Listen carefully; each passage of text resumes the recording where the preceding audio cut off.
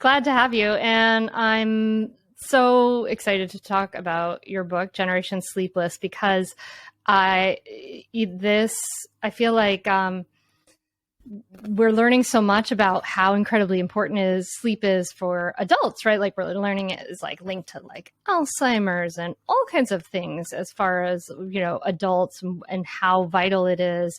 And we are often, I think, like really on it maybe when our kids are little, but they're like, especially as a mom of a 12-year-old and 15-year-old, the world is not set up for them to sleep well at all. So maybe you can like kind of give us a lowdown of what the problem is and what's going on for tweens and teens is what now for sleep.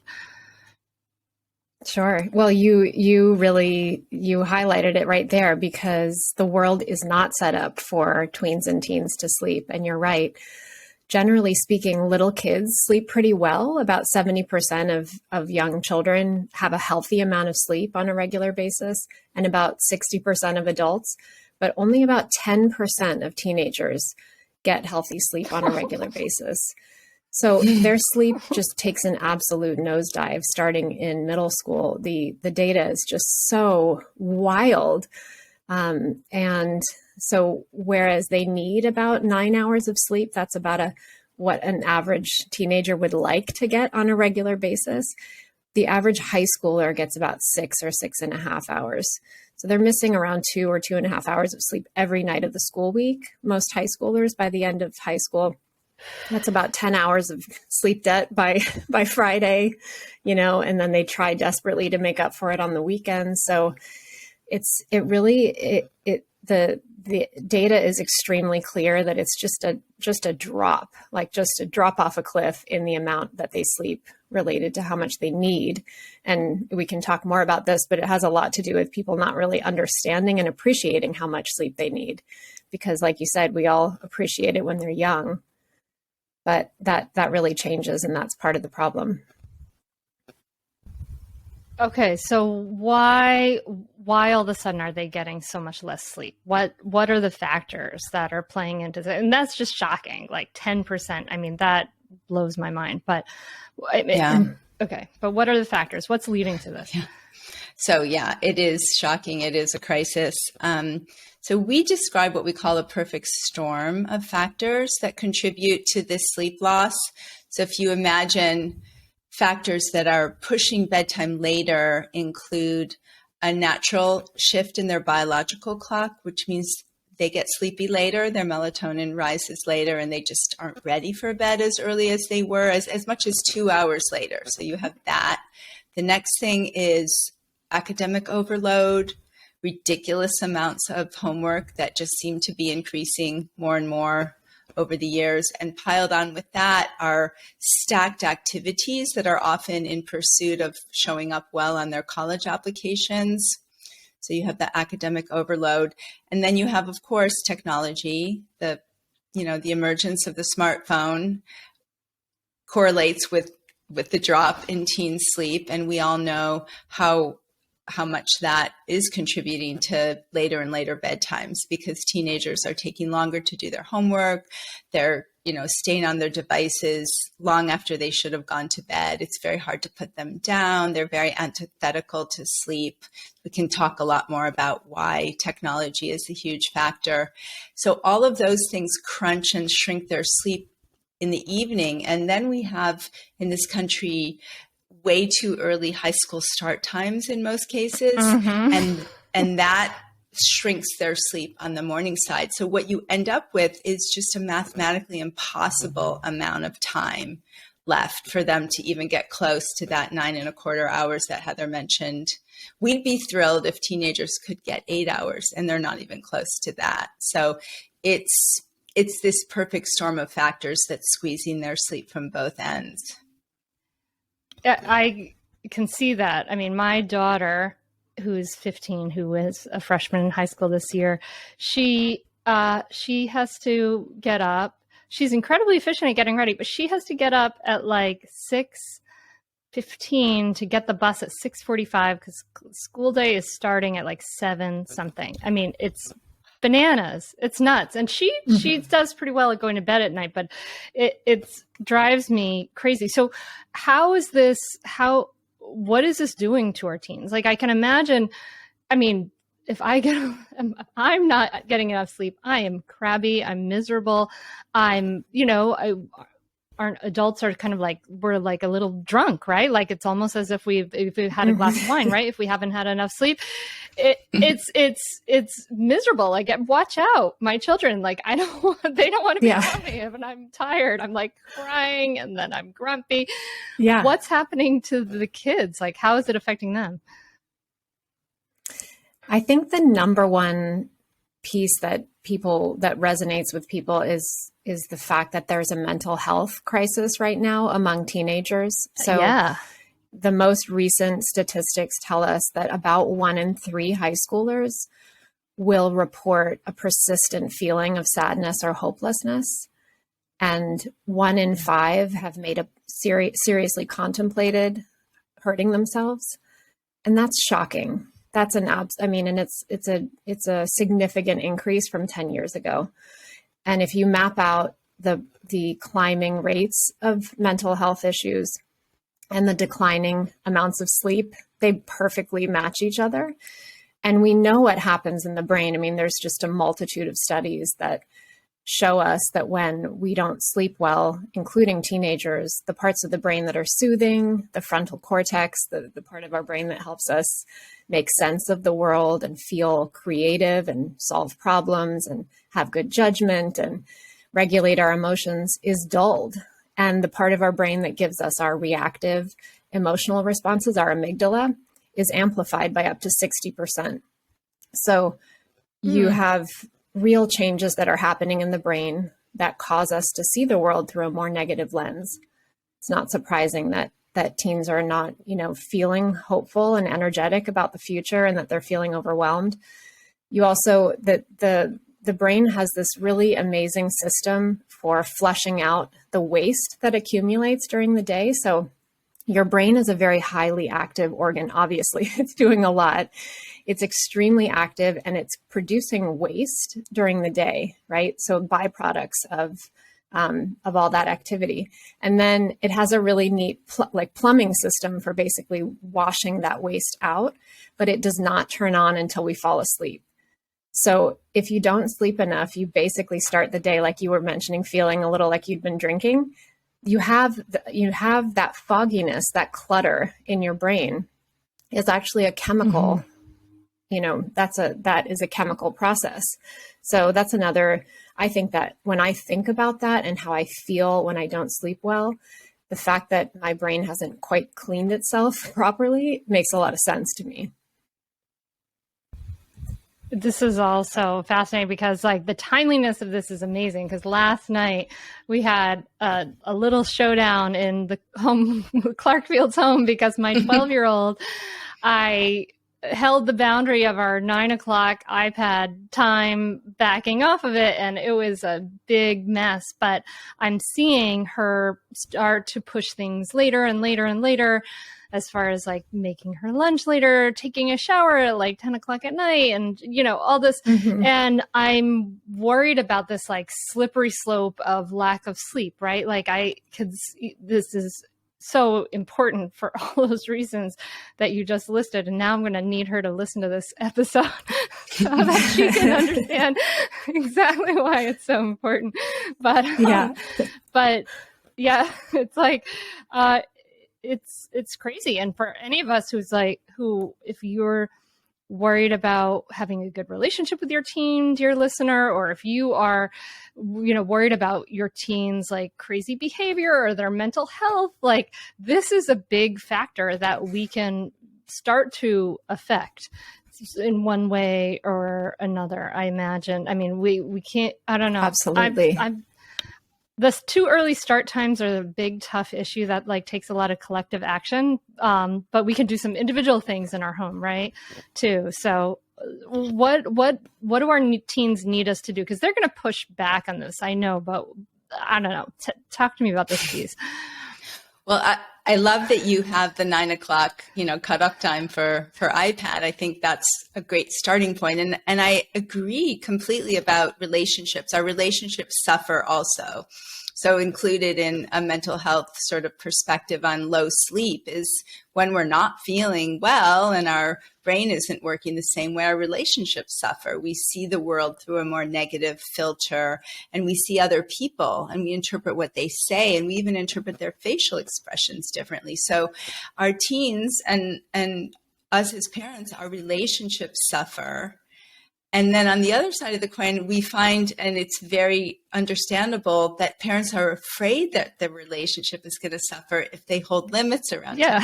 Yes. Right? Yes. So we're therapists, and we're here to say, if you hold a limit with empathy and kindness and consistency, your teenager will still like you. They'll probably even still love you.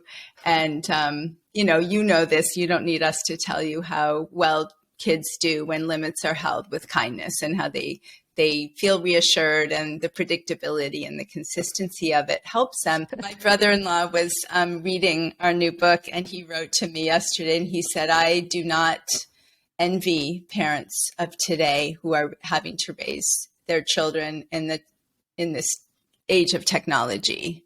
And I said, you're absolutely right. So the question is, what do we do about it? How do we hold limits in a way that's age appropriate, and that's also appropriate to what we now think of as not unreasonable, but what we now think of as irresponsible tech design. We have technology companies in our country that have absolutely no regulation. Europe has just enacted something called the Digital Services Act, which is one of the facets of it is designed to require accountability. Just like the FDA in our country regulates our food and our drugs, we need to have technology regulated. And right now it's like the Wild West out there, and we are the victims of companies that could care less about our kids' sleep or their mental health or anything. They just want to make money. So helping kids to understand that, to sort of feel like they have a little bit of an inside scoop on what's going on, and, let's maybe not be part of their grand experiment, and let's not let them control us. I mean, sometimes they really like learning about that kind of thing. I find my kids are like, they just like all of us think they're going to be smarter than the technology, like this stuff that's optimized for just as much attention, right? The attention for dollars economy, right?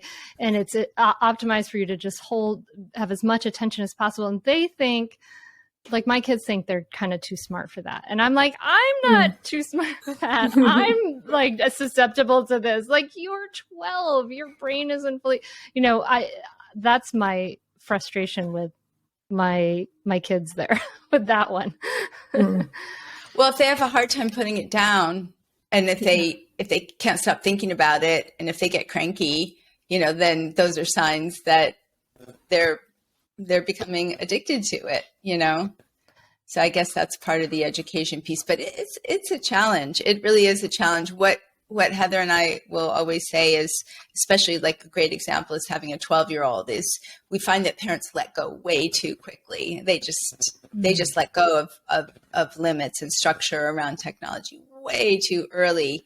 And so with a 12-year-old, the more you sort of instigate family habits around what we call wind down time, bedtime routines, family time, connection time, all of those things, where it just becomes, Heather can describe what she does because she has similarly aged kids, and she's got them so used to the routine that I don't think they really think too much about bucking it.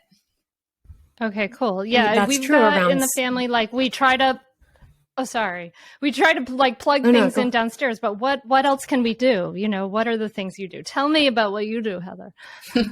Well, I think I can't say that technology isn't coming from my family too. I mean, we have the similar to what you're describing. We are not immune to that. And especially after the pandemic, during the pandemic, and still, Yeah. did I say after the pandemic? Because I think we're still in it. Whatever. Since COVID, I honestly, technology invaded our life in a way that I was just, now looking back, it was so clear that we had very good boundaries around technology before the pandemic. So my kids are similar ages to yours.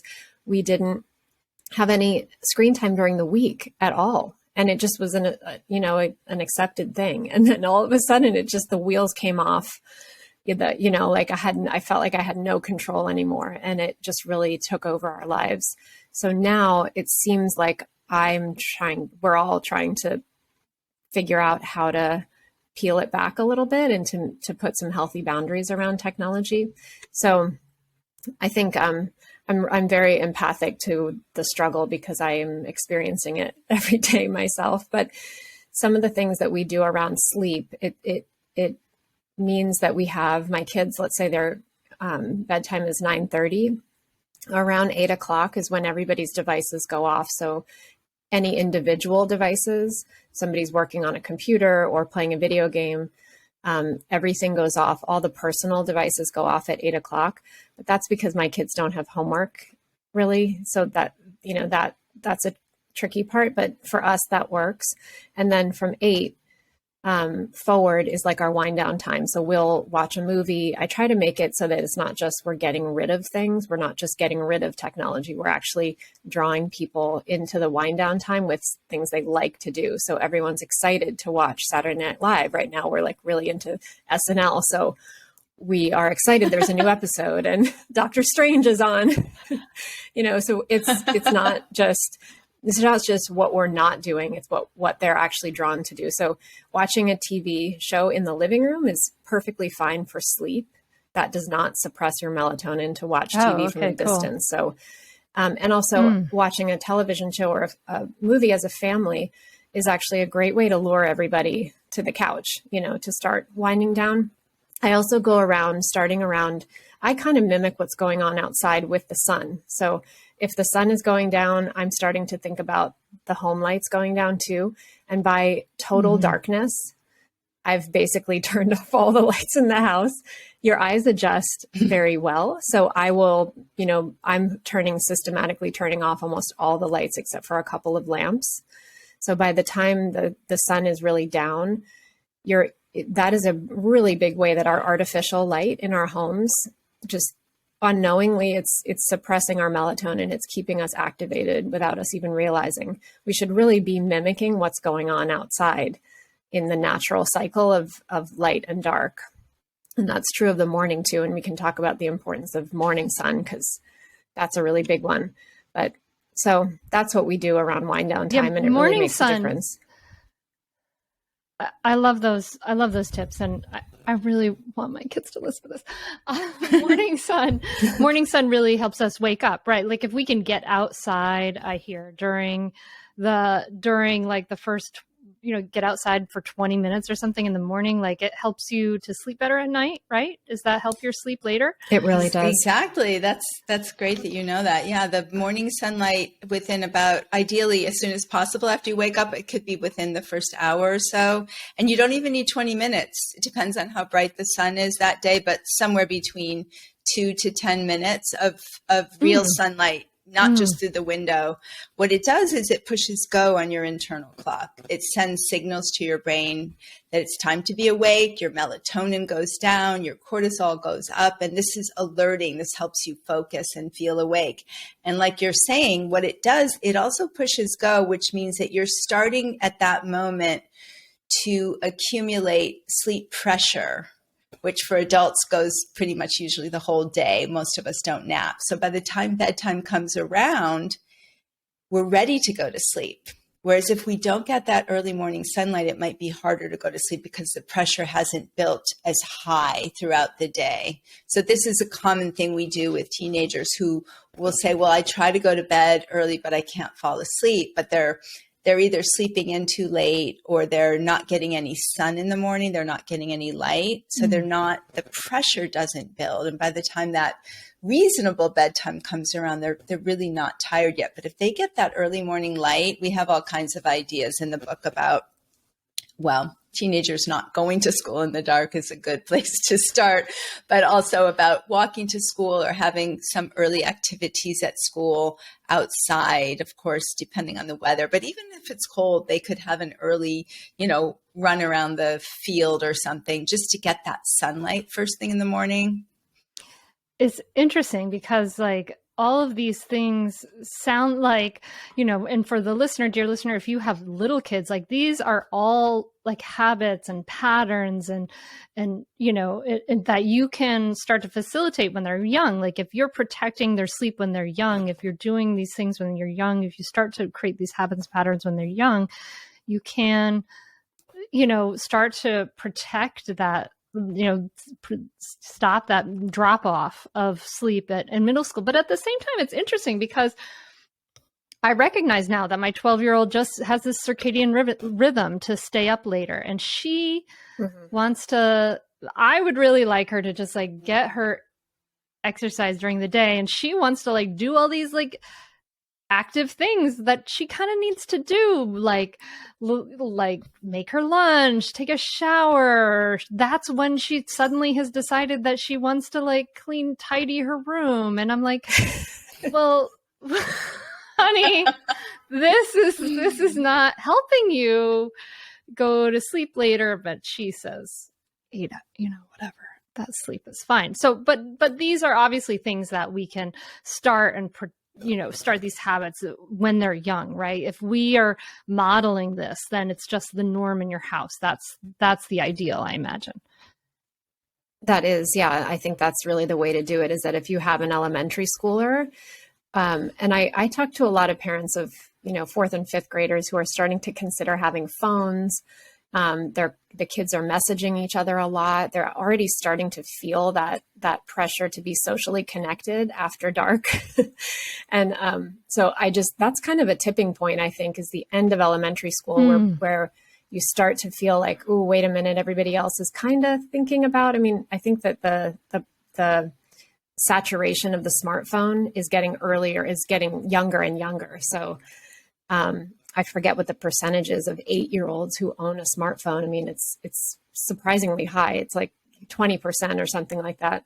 So I think that's true, that we want to consider holding on to those things. And then when kids go to middle school is when I think a lot of parents feel like, well, that's their turning point in independence. And now I should let them, kind of be in charge of these things. And it just feels like, I've seen it myself and I've experienced it, is like a little bit like, oh, wait a minute. I don't know what happened to all our good sleep routines and expectations. They kind of just went away. But I think kids still need connection with us. And they maybe part of it is that we start to interpret their behavior as like, well, their friends are more important, and I still think that the family rituals it's a really good opportunity to preserve family rituals. So, maybe just putting a little more weight on. Yeah. Yeah, like family is so important too. I mean, I think what you're saying, what's kind of underlying what you're saying is like, yeah, friends are important, and that's true. They become more important at that time, but that doesn't mean you're going to say, okay, I'm letting the friends run the show. Like you still want to have a close relationship with your teen and tween so that you can have that influence that is so, so important, because there's some really serious and big, bigger issues. Definitely. Yeah. Yeah. I would say also that, taking a shower and making her lunch, that kind of falls into what we would consider bedtime routine activities, because she's not on technology. It's not highly stressful. It could be absolutely part of her routine. I think the key is to, getting to a point where she finishes her routine at about the same time every night. And that, that after that, she's relegated to, reading a book in bed or, really getting into bed at a certain time. And, those even activities, though her biological... I was just going to say those constitute a wind down routine. It doesn't seem like a routine, but it is. It's wind down time. As long as the house lights are pretty low, if she's taking a shower and like Julie said, and doing those things, that's part of wind down, definitely. And then bedtime routine is maybe more like reading and those activities.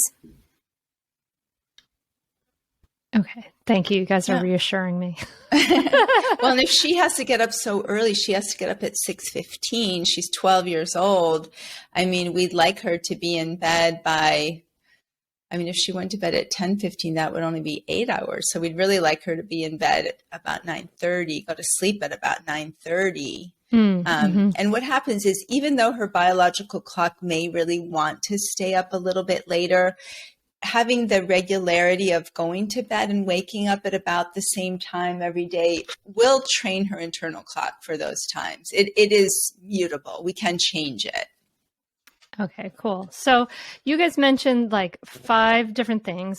We have 2 early start times, tech, stacked activities, academic overload, and the shift in the biological clock. What about the stacked activities? This is probably another place we can have some impact. We want our kids to, a lot of parents feel a lot of pressure to do a lot of things. And we know that teens, you know, it's good for them to have some structure. Like their brains are a little chaotic. They, you know, I think activities are good to some extent. Like my girls do scouts, and it's so good for them to like see their friends every week and have the structure and do the campouts and all these different things.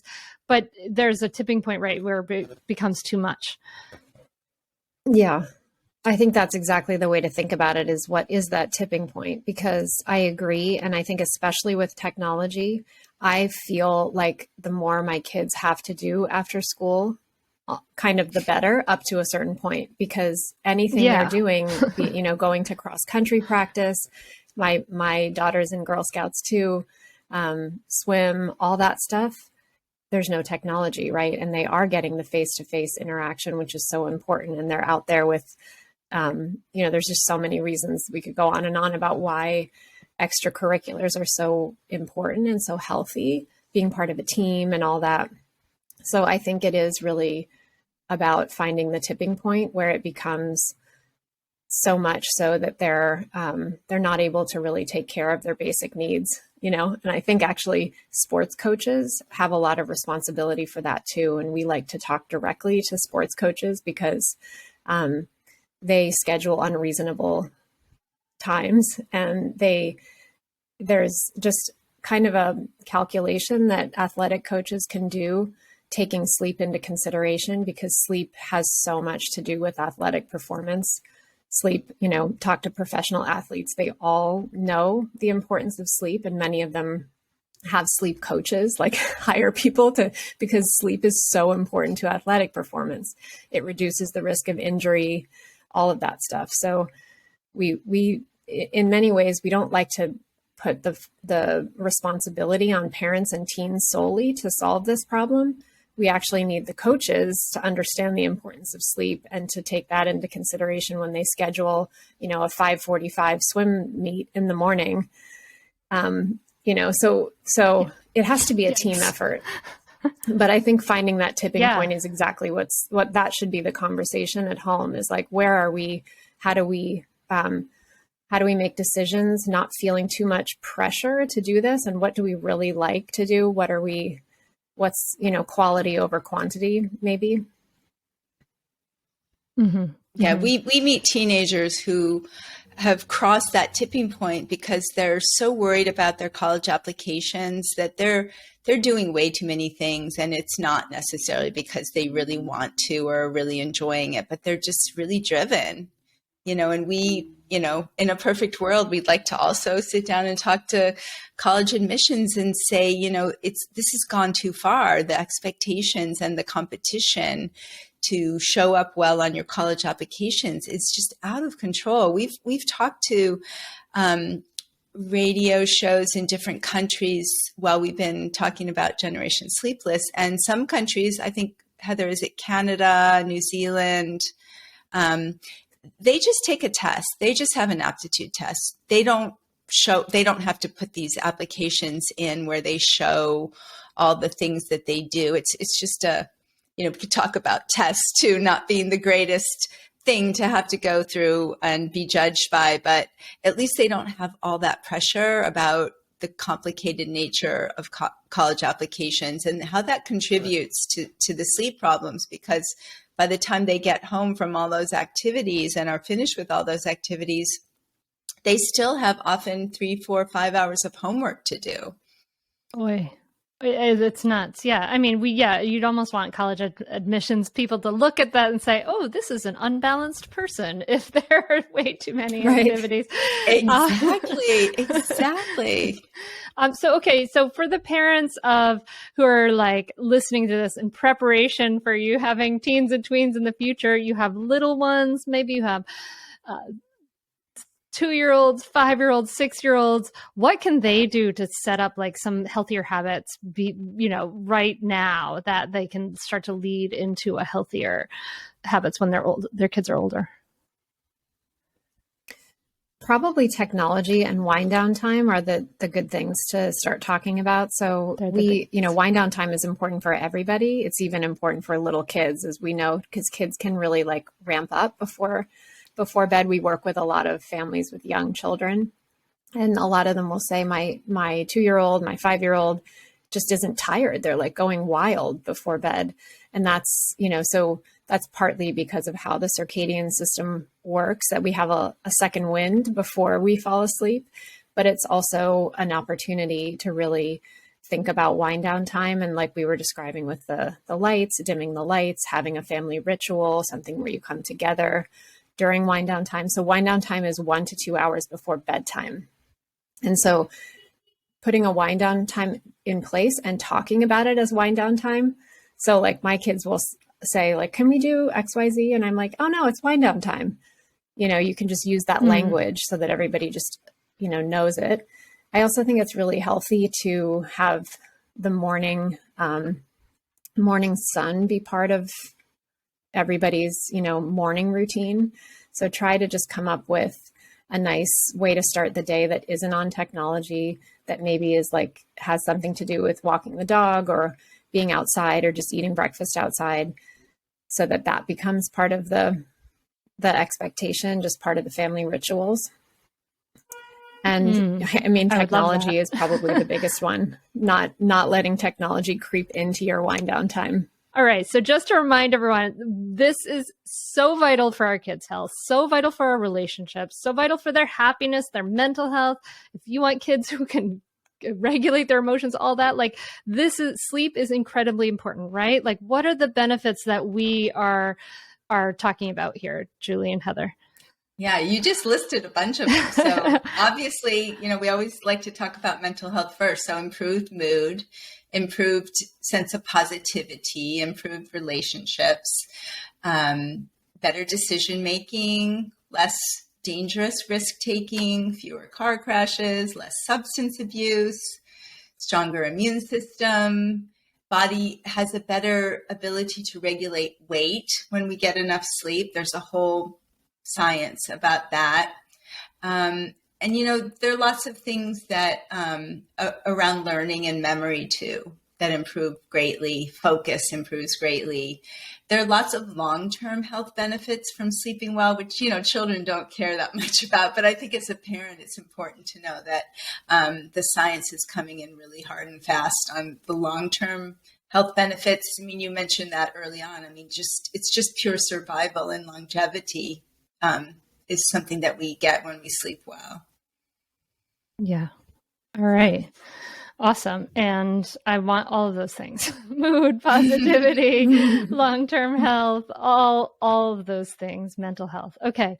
All right, cool. So I would say it seems like kind of what I'm getting from you guys is like the number one thing we need to think about is the piece that we have a lot of control over, is the piece on technology. And so we're going to be holding some limits. We're going to be holding some limits with empathy. Any final tips on like how to hold those limits when we're taking away the iPad and our child is freaking out and they say 2 more minutes, like 1 more minute, 3 more minutes. What do we do in those situations? Any tips for us in that place? That is, I know it's such a tricky one. I think I think knowing that they will come through it. And if you really hold the limit and if you end up having to say, I'm so sorry, I don't want to do this, but I have to turn it off for you, it looks like you're showing me that you're not able to do it yourself. And doing it in a respectful way, but a really clear way, it will wash out of their system. It will within 5-10 minutes. You know, we all know that experience of then they're kind of despondent and restless and they're upset. And then it washes away and then they come back to us. So don't give up. Don't worry about that process. All right. And I think what you said before, consistency, right? Like, I think that's, that for me anyway, is like, oh yeah, consistency. That's needed in my world. Yeah. Kindness, empathy, and consistency. Because if they feel like there's just the tiniest iota of chance that you'll relent and give them more time, they're going to keep fighting for it. Whereas if you are consistent, they'll eventually, let go more quickly. And if you, we always say lead with empathy. Say, I know how much you don't want to do this right now. I know you're really into what you're doing. I totally get it. I have the same feeling when I'm on my devices. I get it. It's hard, but, and then hold the limit. Yeah. Yeah. This has been so helpful, Julie and Heather. Thank you so very much. I really appreciate your time and your expertise in talking about this. If people want to find out more about what you're doing, Julie and Heather have 2 other books, The Happy Sleeper and Now Say This. Where can they find you?